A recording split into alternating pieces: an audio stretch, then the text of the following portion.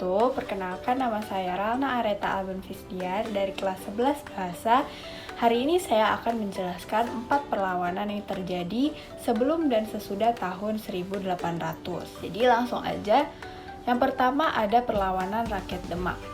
Latar belakang terjadinya perlawanan rakyat Demak ini dikarenakan 3 hal, yaitu monopoli bangsa Portugis di Malaka yang menghambat perdagangan para pedagang muslim, termasuk para pedagang dari Demak juga. Yang kedua ada kerjasama antara bangsa Portugis dan Pajajaran yang mengancam kekuasaan Kesultanan Demak.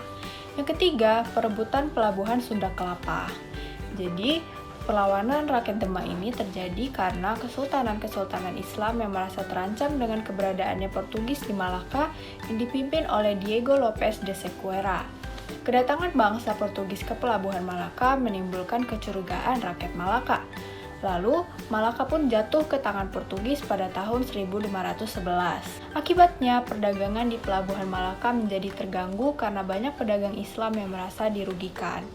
Oleh karena itu, Sultan Kerajaan Demak atau Raden Patah mengutus Adipati Unus mengirim pasukannya untuk menyerang bangsa Portugis di Malaka pada tahun 1512 sampai 1513 dengan berkekuatan 100 kapal laut dan lebih dari 10.000 prajurit. Namun serangan tersebut mengalami kegagalan. Kemudian pada tahun 1527, tentara Demak berhasil melancarkan serangan terhadap Portugis yang mulai menanamkan pengaruhnya di Sunda Kelapa. Di bawah pimpinan Fatahillah, tentara Demak berhasil mengusir bangsa Portugis yang di bawah pimpinan Francisco de Ferrao. Kemudian Fatahillah pun mengganti nama Sunda Kelapa menjadi Jayakarta, yang memiliki arti kemenangan gemilang. Yang kedua, perlawanan rakyat Mataram terhadap VOC. Latar belakang terjadinya perlawanan ini yaitu VOC melakukan monopoli perdagangan yang merugikan pedagang pribumi. Yang kedua, VOC menolak mengakui kedaulatan Kesultanan Mataram di bawah Sultan Agung Hanyokrokusumo. Yang ketiga, VOC dianggap sebagai penghambat bagi Sultan Agung dalam mewujudkan cita-citanya mempersatukan tanah Jawa di bawah Kesultanan Mataram. Dan yang terakhir, keinginan Sultan Agung mengusir VOC dari Pulau Jawa. Jadi, Sultan Agung telah menyiapkan penyerangan terhadap VOC di Batavia sebanyak 2 kali. Serangan pertama pasukan Mataram terhadap VOC dilakukan pada tahun 1628. Serangan ini dipimpin oleh Tumenggung Bahurekso dan pasukan Mataram mendarat di Marunda, yaitu sebelah timur Cilincing, Jakarta, dan mendirikan benteng pertahanan dari bambu. Akan tetapi, usaha ini diketahui oleh VOC yang kemudian membakar perkampungan di sekitar benteng. Dalam situasi seperti itu, datang pasukan bantuan Mataram yang dipimpin oleh Tumenggung Suroagul, Kiai Dipati Mandurejo, dan Dipati Upas. Selanjutnya datang pula laskar orang Sunda yang dipimpin oleh Dipati Ukur. Mereka berusaha membendung sungai Ciliwung agar benteng VOC kekurangan air. Strategi ini sempat menyebabkan VOC kekurangan air dan juga terjangkit wabah penyakit kolera. Strategi yang diterapkan Mataram ini belum mampu membuat VOC kalah. Kekuatan dan persenjataan VOC yang jauh lebih unggul menyebabkan pasukan Mataram harus mundur. Dalam pertempuran ini, Mataram bahkan harus kehilangan Temanggung Bahurekso. Pasukan Mataram akhirnya kembali ke Mataram. Meskipun Mataram kalah, Sultan Agung tidak lantas menyerah. Selanjutnya, serangan kedua di Batavia. Setelah kalah dalam serangan pertama, Sultan Agung menyusun strategi kembali untuk menyerang Batavia. Belajar dari kesalahannya, Sultan Agung meningkatkan jumlah kapal dan persenjataan tentunya. Sultan Agung juga membangun lumbung-lumbung di Tegal dan Cirebon agar pasukan Mataram tidak kekurangan bahan makanan saat menyerang Batavia. Serangan kedua pun terjadi pada tahun 1629 di bawah pimpinan Dipati Puger dan Dipati Purbaya. 80.000 pasukan Mataram berhasil sampai di depan gerbang Batavia. Saat itu pasukan Mataram telah melengkapi diri dengan senjata api dan juga meriam. Dalam serangan ini, pasukan Mataram berhasil menghancurkan benteng Hollandia dan mengancam menerobos masuk ke Batavia.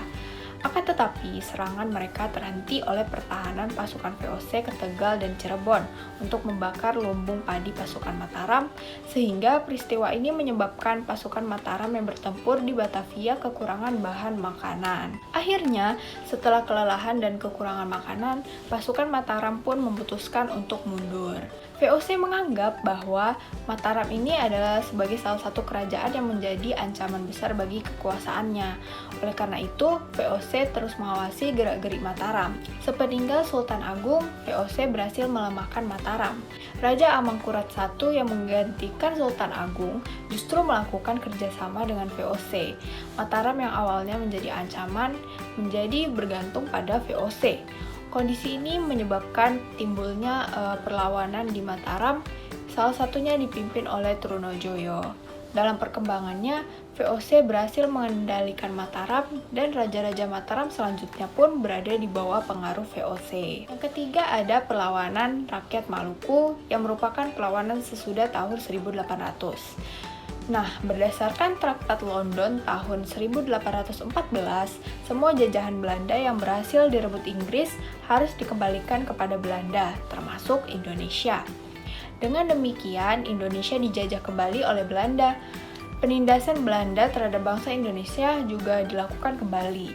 Kondisi ini menimbulkan perlawanan di berbagai daerah yang diawali dengan perlawanan Patimura di Saparua, Maluku. Nah, gimana sih latar belakang terjadinya perlawanan ini? Jadi, pada saat Inggris berkuasa di Maluku, kehidupan penduduk mulai membaik. Pemerintah Inggris bersikap lunak terhadap penduduk Maluku, tidak seperti VOC dan pemerintah Belanda yang hanya mencari keuntungan dan mengabaikan penduduk Maluku. Inggris malah berusaha memperhatikan kemakmuran rakyat. Pemerintah Inggris menghapus kerja rodi dan penyerahan wajib, lalu membeli rempah-rempah secara tunai, serta memberikan kebebasan lebih besar kepada penduduk untuk berniaga. Berkat kebijakan ini, Maluku tumbuh menjadi pusat perdagangan di Indonesia Timur. Keadaan seperti ini tidak berlangsung lama. Belanda berhasil menduduki benteng Duurstede di Pulau Saparua. Setelah Belanda menguasai Maluku, mereka menerapkan kembali kebijakan-kebijakan yang lama yang memberatkan rakyat. Selain kerja rodi, penduduk diharuskan membuat garam dan ikan asin untuk diangkut ke kapal-kapal Belanda. Akibat kebijakan itu, penduduk Maluku mengalami penderitaan tentunya. Kondisi ini mendorong penduduk Maluku untuk mengangkat senjata melawan kekuasaan Belanda. Nah, perlawanan rakyat di Pulau Saparua berada di bawah pimpinan Thomas Matulesi, atau yang kita kenal sebagai nama Patimura. Patimura ini adalah seorang mantan sersan mayor di ketentaraan Inggris. Patimura dibantu oleh teman-teman seperjuangannya yaitu Anthony Rebok, Thomas Patiwell, Philip Latumahina, Said Perintah, Ulupaka, dan Christina Marta Tiahahu. Mereka menggerakkan rakyat Maluku untuk melawan kekejaman pemerintahan kolonial Belanda. Pada tanggal 15 Mei 1817, rakyat Maluku membakar perahu-perahu Belanda di pelabuhan Porto. Selanjutnya, pasukan Patimura mengepung benteng Duurstede. Dalam pertempuran, Presiden Van den Berg tertembak mati. Kegigihan perjuangan pasukan Patimura ini akhirnya berhasil menduduki benteng Duurstede. Untuk memadamkan perlawanan Patimura, Belanda mengirim pasukan ke Saparua untuk merebut benteng Duurstede. Pasukan pertama didatangkan dari Ambon pada tanggal 15 Mei 1817. Tetapi pasukan ini berhasil dikalahkan oleh pasukan Maluku. Pada bulan Juli 1817, Belanda kembali mengirim pasukannya ke Saparua untuk merebut benteng Duurstede, tetapi kembali gagal. Benteng Duurstede ini berhasil diduduki oleh Belanda pada bulan Agustus 1817. Patimura memerintahkan pasukannya untuk meninggalkan benteng Duurstede dan bergerilya melawan Belanda. Nah, akhir dari perlawanan Patimura ini yaitu pemerintah kolonial Belanda mengumumkan akan memberikan hadiah 1000 gulden kepada siapa saja yang mampu menangkap Patimura. Jadi seperti semacam sayembara, dan memberikan 500 gulden bagi setiap pemimpin rakyat Maluku lainnya. Sayembara ini diselenggarakan untuk mengakhiri perlawanan rakyat Maluku yang menyebabkan Belanda kewalahan. Akan tetapi, hadiah besar ini tidak menggiurkan rakyat Maluku. Rakyat Maluku tidak ada yang bersedia mengkhianati bangsanya sendiri. Pada bulan Oktober 1817, pasukan Belanda dikerahkan secara besar-besaran. Belanda pun berhasil menangkap Pattimura, Anthony Ribot, Thomas Patiwell, dan Raja Tio pada bulan November 1817. Nah, pada Desember 1817, Pattimura dihukum gantung di Ambon bersama 3 orang lainnya, serta ini menandakan bahwa berakhirnya perlawanan rakyat Maluku terhadap Belanda. Nah, kegigihan rakyat Maluku dalam melawan Belanda menunjukkan begitu besarnya rasa cinta tanah air mereka hingga titik darah penghabisan. Dan yang terakhir, perlawanan rakyat Bali atau Perang Puputan. Pada abad ke-19, Bali terbagi menjadi 9 kerajaan, yaitu Kelungkung, Gianyar, Badung, Karangasem, Buleleng, Jembrana, Tabanan, dan juga Bangli. Salah satu hak yang dimiliki oleh kerajaan-kerajaan Bali di daerah pantai yaitu hak untuk menjalankan hukum tawan karang.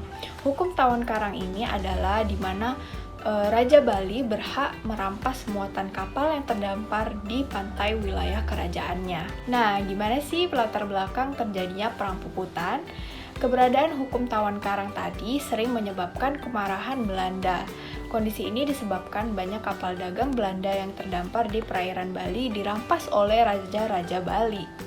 Untuk mengatasi permasalahan tersebut, Belanda mengajukan protes dan mengadakan berbagai perjanjian yang mengangkut pembebasan kapal-kapal Belanda.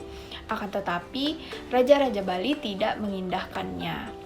Oleh karena merasa diingkari, Belanda memutuskan untuk menggunakan kekerasan untuk menunjukkan raja-raja Bali. Pada tahun 1846, Belanda mengirim ekspedisi militer ke daerah Buleleng.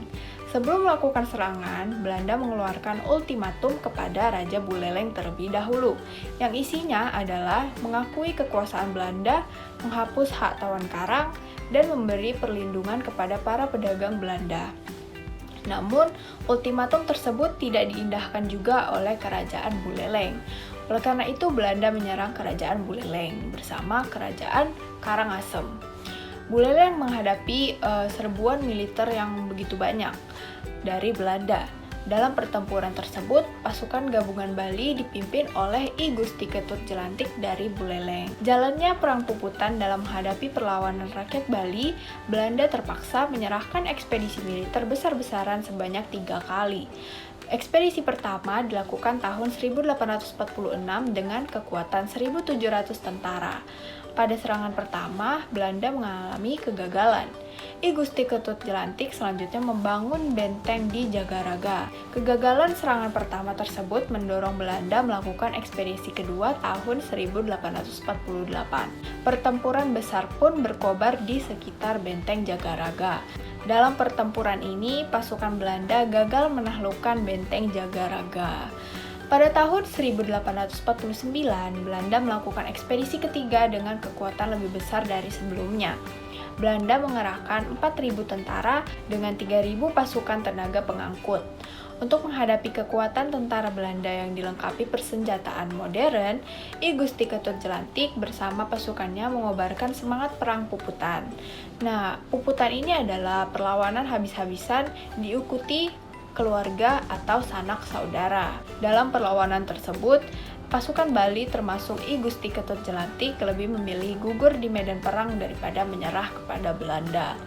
Setelah bertempur habis-habisan, akhirnya Belanda dapat menguasai benteng Jagaraga. Sejak jatuhnya benteng Jagaraga ini, perlawanan rakyat Bali mulai mengendur. Satu persatu kerajaan-kerajaan di Bali berhasil ditaklukkan oleh Belanda. Pada tahun 1008, Belanda menaklukkan kerajaan Kelungkung. Dengan ditaklukkannya kerajaan Kelungkung ini, seluruh Bali berhasil dikuasai oleh pemerintah Belanda. Jadi itulah 4 perlawanan yang terjadi sebelum dan sesudah tahun 1800. Saya rasa itu saja dari saya. Mohon maaf bila banyak terjadi kesalahan. Terima kasih. Wassalamualaikum warahmatullahi wabarakatuh.